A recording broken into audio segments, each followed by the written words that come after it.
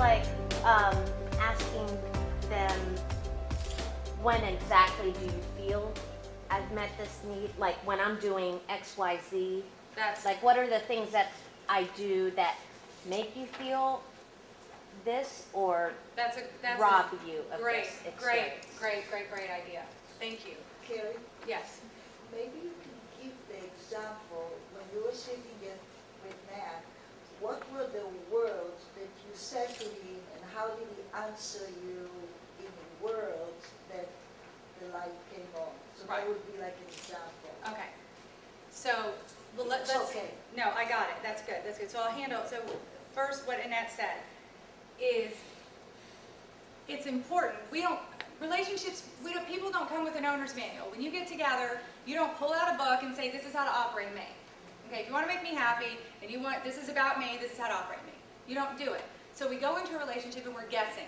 We're like, ooh, I'm going to be this way and I'm going to do this. Maybe I'll give her flowers. Maybe I'll act this way. It's like, why in God's name or anybody's name would you ever, why would you ever not just tell the person what you want and not make them guess?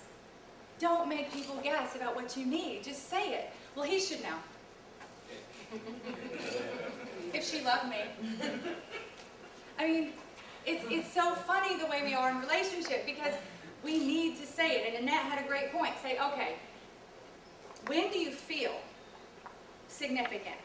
What am I doing? What am I doing? Or is there some time where I'm doing something that's making you feel significant? And then even a better question to ask, which is wonderful with Richard Bandler, the creator of NLP, he always asks about what happens when it's not happening. So you would also ask, when am I not making you feel significant? When am I not making you feel loved? When am I not making you feel secure? See, this is information again, right? What am I telling you to do here? Communicate. Oh my gosh, yeah, that's it. Communicate. We don't do that. We don't talk. Why don't we talk? Because it blows up. Yeah. So it's safer to be quiet. Right. Yeah. Get busy, time, see what making time for you. Right. So exhaustion. Right, because then it's going to go into like this could be hours of a conversation. So what happens is I heard an incredible analogy from a wonderful coach, Annette, one time. You don't even know I got this, but I heard it from, Christina told me this. When you don't express yourself and you hold things in for fear of blowing up, fear of an argument, I don't even want to deal with it, or just don't have time, too busy, exhausted, I don't want to go through it. When you hold in your stuff and you don't express yourself to your partner, it's like a balloon, remember?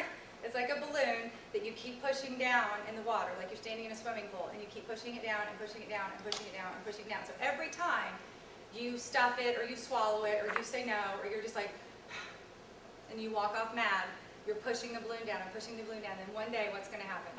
It's going to pop up, it's going to hit you in the face and probably break your teeth.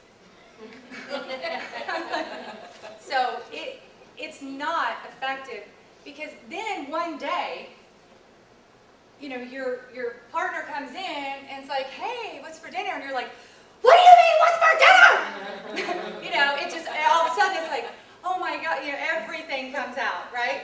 Over nothing.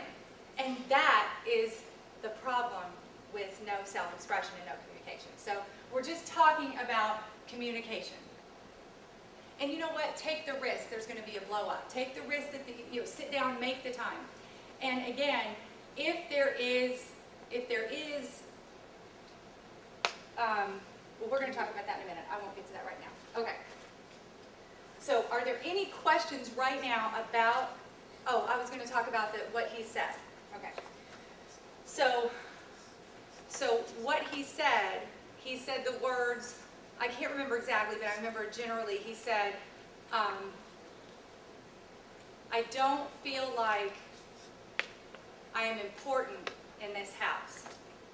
Well, see, because, I mean, just to give you some background, he's 10 years younger than me, and he works for me, and we live together, we work together, and so he's, you know, we're always together. And he pretty much handles everything. He helps me with the kids, cooks, does amazing. But then again, the roles are reversed a little bit, right?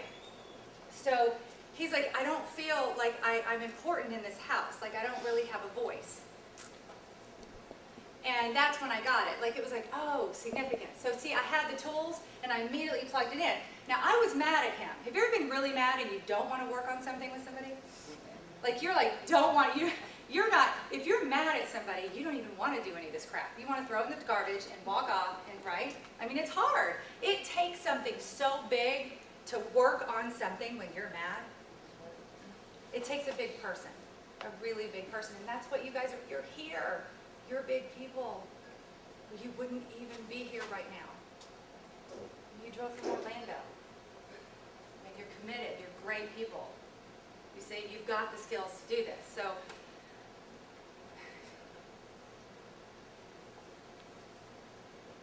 I just completely lost my train of thought. So Matt told you he didn't What was feel that? Where was important in the house. Anyway, yeah, right, significant. So then, that's that. But does anyone have any questions? We're going to keep going a little bit. We'll come back to this. But do you have any questions around the needs?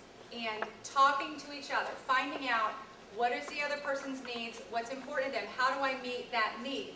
If they won't tell you, then figure it out some way. It's not hard to figure out how to meet somebody's need for significance. How would you do that? Ask them how they feel about things, what they want to do, their opinion. Yeah, good. Yeah. Yeah, show appreciation. Their options. Yep. Yeah. Show appreciation. Thank you. Yeah. Yeah. Simple things. So this is so easy. It's so easy. You find out what's important to you. How do I meet your need? Now, again, you want, the next step would be your needs. Okay? So, if you're having this conversation as a couple, obviously you're both going to talk about it. How am I meeting your needs? How are you meeting my needs? And this is good information if you're not in a relationship, because now you know what's important to you. And when you go into a relationship, first of all, you're probably going to choose a relationship with somebody who is going to meet your top needs.